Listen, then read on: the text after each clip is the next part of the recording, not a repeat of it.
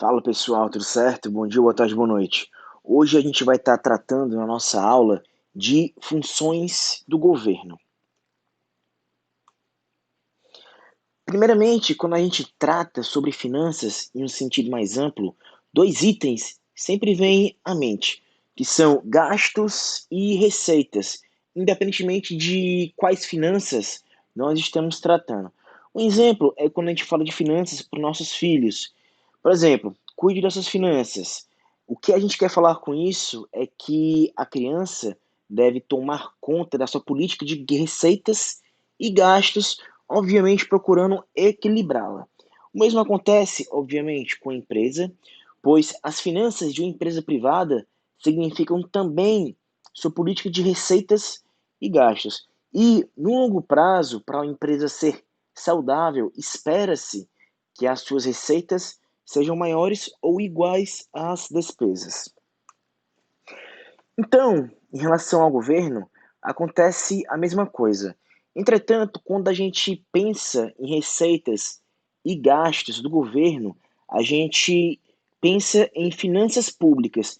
E esse termo, finanças públicas, é uma terminologia que tem sido utilizada tradicionalmente para o conjunto da problemática econômica que envolvem tributação e dispêndios públicos. E como a política de receitas e gastos significa a política fiscal do governo, a gente pode dizer que as finanças públicas são relacionadas diretamente ao estudo da política fiscal do governo. E além da política fiscal do governo, que é uma temática que a gente vai se aprofundar bastante no decorrer do curso, geralmente surge uma pergunta que questiona acerca da finalidade da existência do governo. Pois, será que a iniciativa privada, por si só, não seria capaz de prover bens e serviços de que a população mais necessita? E é respondendo essa pergunta que surgem duas teorias bastante famosas, entretanto, bastante distintas uma da outra, que são as teorias clássica e keynesiana. Para a teoria clássica, é como se existisse uma mão invisível, à la Adam Smith, de modo que as forças de mercado, de oferta e demanda, iriam gerar as melhores alocações de recursos na economia. E sob a égide dessa teoria, é como se existisse uma visão minimalista a respeito do papel do Estado na economia, pois o governo somente deveria fazer aquilo que a iniciativa privada não quisesse ou não pudesse fazer. De outro lado, para a teoria keynesiana, se não existir intervenção estatal, isso implica em crises regulares de mercado. E para essas crises regulares, caberia ao Estado tomar certas decisões sobre o controle da moeda, do crédito e do investimento, por exemplo. E sobre Keynes, eu sugiro vocês assistirem esse documentário que tem o link no final da página. Aqui segue um texto bem interessante acerca da discussão feita anteriormente acerca da teoria clássica e keynesiana. E para falar sobre isso, a gente pode discorrer um pouco sobre a história da economia e entender como que se deu a evolução do papel do governo na economia de uma forma geral. No início, a teoria econômica propugnava que seria o próprio mercado o agente responsável por trazer o máximo de bem-estar aos indivíduos e às empresas. E formalmente, essa teoria foi inaugurada no livro A Riqueza das Nações, do Adam Smith, e suas ideias principais ficaram conhecidas como a teoria clássica da economia. E, conforme dito anteriormente, segundo essa teoria, o próprio mercado é que seria capaz de decidir os preços adequados, alcançar os níveis adequados de emprego e também trazer o máximo de bem-estar a todos os indivíduos nessa economia. Nesse sentido, haveria uma espécie de mão invisível regulando o mercado e fazendo também com que a soma das decisões individuais conduzisse a economia ao melhor resultado possível para toda a coletividade. E tudo isso sem a intervenção governamental. Assim, para os economistas clássicos, predominava o que foi dito anteriormente como a visão minimalista do papel do Estado na economia. Isso é, o governo somente deveria fazer aquilo que a iniciativa privada não quisesse ou não pudesse fazer. E nesse rumo, por exemplo, se houvesse interesse da iniciativa privada em fazer escolas ou hospitais, o governo não deveria intervir em tal atividade. Por outro lado, se não houvesse interesse da iniciativa privada, aí sim seria justificada alguma ação do governo no sentido de disponibilizar tais serviços para a sociedade. Mas isso só aconteceria se não houvesse de fato interesse da iniciativa privada. Entretanto, essa visão da teoria clássica mudou a partir da década de 1930 com a Grande Depressão de 1929. E os dogmas da teoria clássica na época não foram suficientes para afastar o desemprego e o grande desequilíbrio vivido após a crise de 29. Ou seja, naquele momento, a teoria clássica não tinha mecanismos que falasse para os policymakers na época o que eles poderiam fazer para conter a crise naquele momento. E foi aí então que houve uma dramática evolução sobre o papel do governo na economia. E John Maynard Keynes, economista bastante famoso, em seu livro, no seu principal livro, The General Theory of Employment, Interest and Money, ele criou uma nova compreensão dos mecanismos da determinação dos níveis de produção e emprego, assinalando a importância da atividade governamental na compreensão dos eventuais declínios do consumo das famílias, investimento das empresas, que acompanham qualquer processo recessivo, qualquer período recessivo pelo qual a economia passa. E segundo esse economista, segundo Keynes, a economia sem a presença do governo, sendo fruto apenas dessa mão invisível do mercado, que foi propugnada pela teoria clássica, acabaria sucumbindo regularmente a crises que não poderiam ser solucionadas sem intervenção do governo na economia. E, finalmente, para Keynes, caberia apenas ao Estado tomar decisões sobre o controle da moeda, do crédito e, finalmente, do nível de investimento. E essa evolução, nascida com as ideias keynesianas, foi a primeira grande evolução do papel do governo na economia. Nessa foto, eu lhes trago a represa Hoover, que foi construída entre os estados de Nevada e Arizona, e a construção dessa represa retrata na prática a teoria keynesiana, pois ela foi construída em 1931, ou seja, pós-crise 29, e o intuito desses grandes e vultuosos investimentos públicos era o de gerar um grande número de empregos e também renda, de modo a aquecer a demanda na época. Assim, o choque negativo sofrido pela crise de 1929 seria acomodado por conta do crescimento econômico que foi gerado pelos grandes investimentos públicos.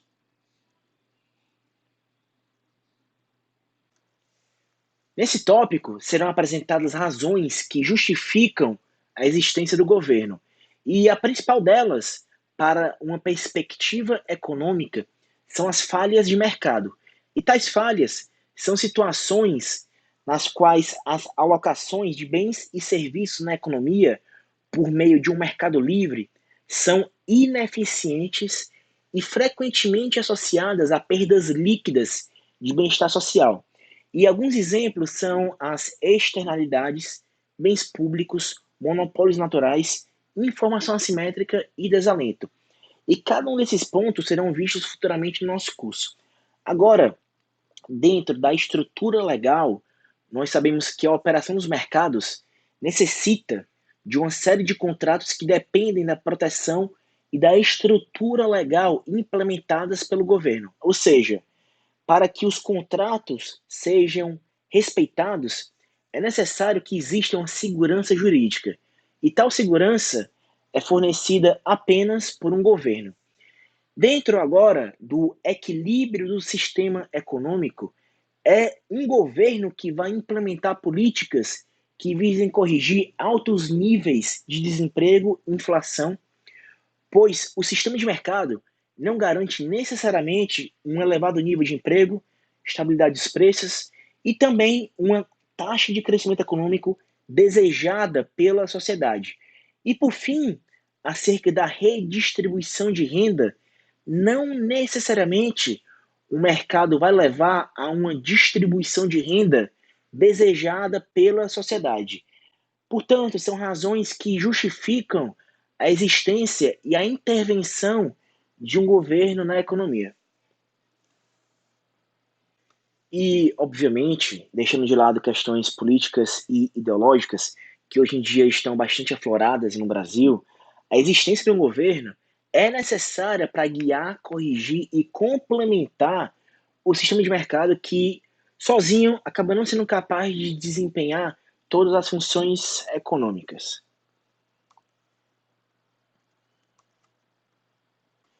Finalmente, iremos tratar do principal tópico da aula de hoje, que são as funções do governo. E de acordo com a classificação mais tradicional de Musgrave, em 1959, as funções clássicas do governo são as três primeiras que são apresentadas a seguir, sejam função alocativa, distributiva e estabilizadora. Essa quarta função, no caso a função reguladora, é uma função mais moderna e essa não data de 1959 do trabalho de Musgrave. Em suma, essas quatro funções do governo são complementares e não excludentes, de forma que o governo atue na economia, garantindo a maximização de bem-estar da sociedade como um todo. Vamos tratar, primeiramente, da função alocativa do governo. E do que se trata essa função? O próprio nome já é bem sugestivo sobre o que se trata tal função. Alocar, sob uma perspectiva dessa função, vai significar para um governo destinar a um fim específico ou a uma entidade um fundo orçamentário, verbas ou recursos.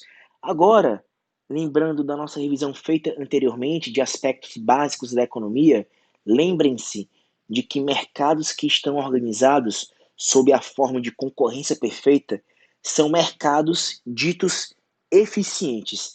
E os mercados sob concorrência perfeita têm quatro características principais. A primeira é a de que esses mercados possuem infinitos compradores, infinitos vendedores, perfeita difusão de conhecimento e, por fim, ausência de barreiras à entrada de produtores nesse mercado.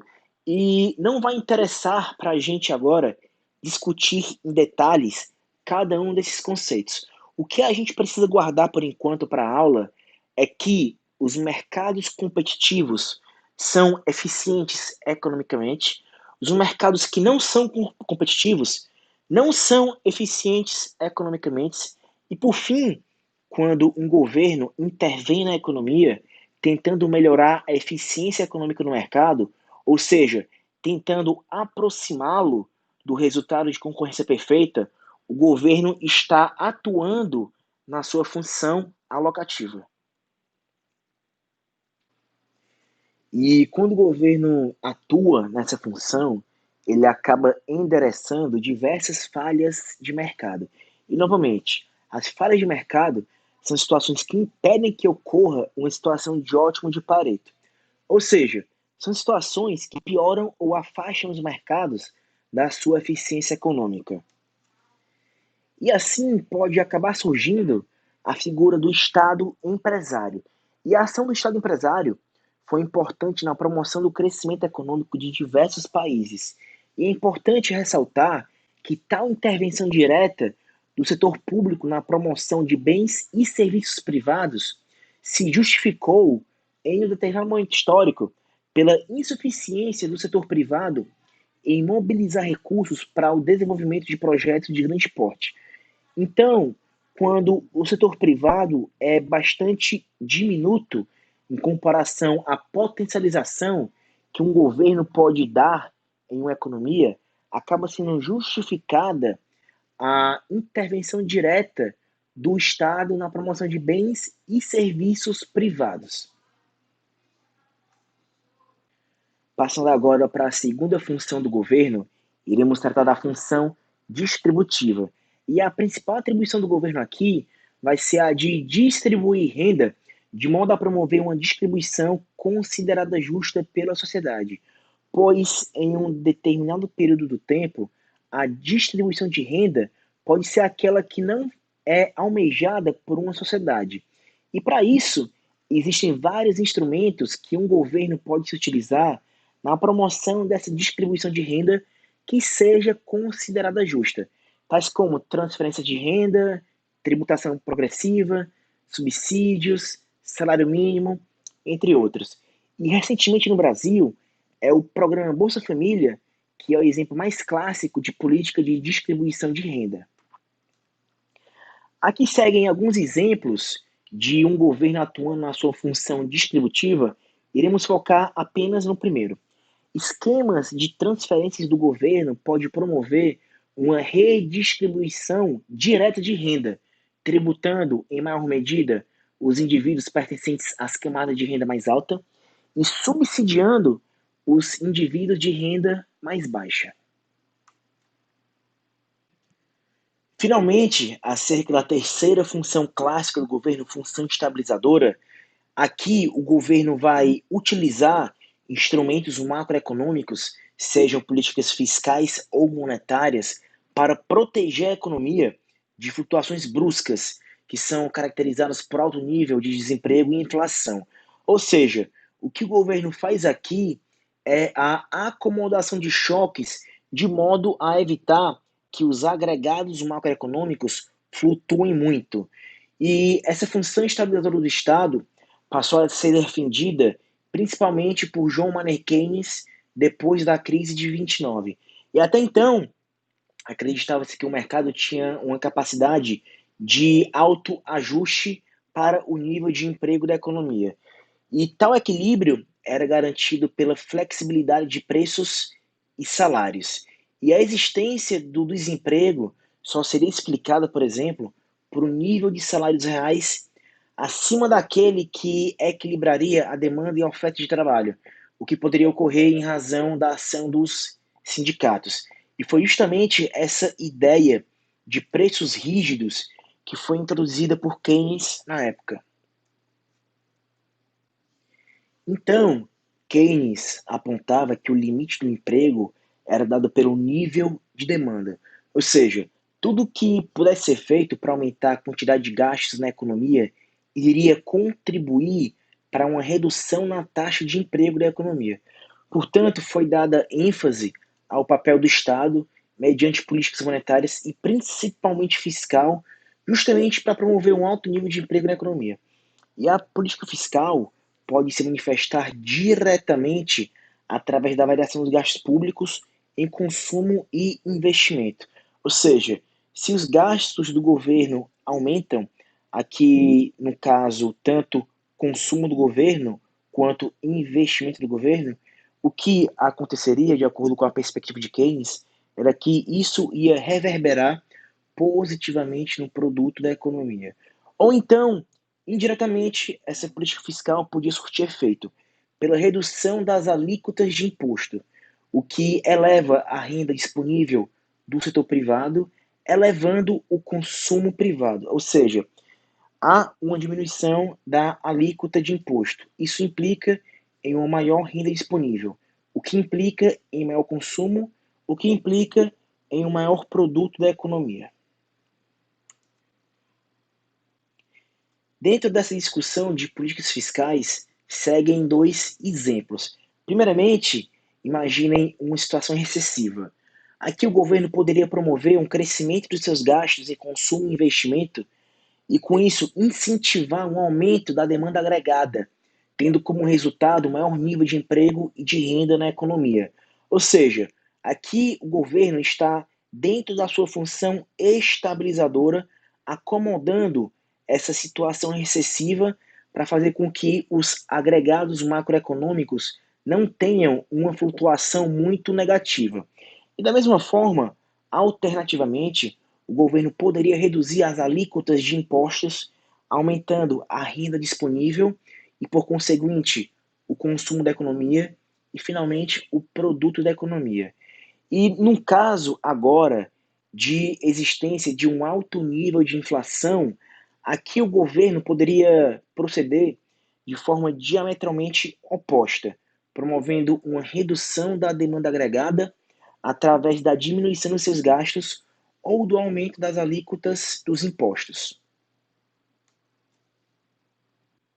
E da mesma forma, o governo também pode implementar políticas monetárias dentro da sua função estabilizadora.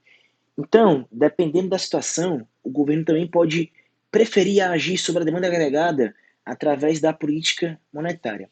Por exemplo, em casos de recessão ou de desaceleração do crescimento econômico, o governo pode promover uma redução da taxa de juros, estimulando assim o aumento dos investimentos e, consequentemente, o crescimento da demanda agregada e da renda nacional. E é justamente o que o governo brasileiro está fazendo hoje por conta do choque negativo do Covid-19. Em uma situação com excesso de demanda, com impactos inflacionários, por exemplo, o governo pode agir de forma diametralmente oposta, aumentando a taxa de juros e reduzindo a demanda agregada da economia. E na prática, o mais comum acaba sendo uma ação combinada das políticas fiscal e monetária por parte do governo. Aqui segue um certo resumo de políticas fiscais expansionista e contracionista. Por exemplo, se o governo reduz os impostos, isso implica em um aumento no consumo que, por conseguinte, aumenta o produto e o emprego. Do mesmo modo, se o governo aumenta seus gastos, isso implica em um aumento da demanda agregada, o que vai implicar em um aumento do produto e do emprego. Novamente, sob uma perspectiva da teoria keynesiana.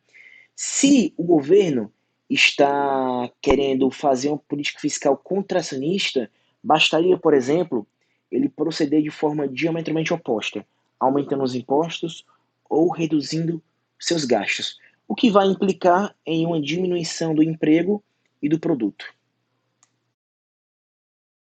Do mesmo modo, segue um pequeno resumo acerca de políticas monetárias expansionista e contracionista.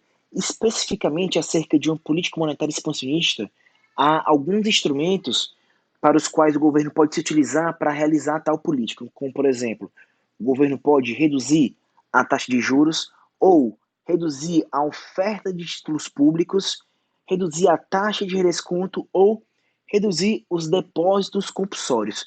Isso faz com que haja um aumento de liquidez na economia, o que acaba reverberando em um aumento no produto e no emprego. Se, de outro lado, o governo quiser fazer uma política monetária contracionista, bastaria ele agir de forma diametralmente oposta.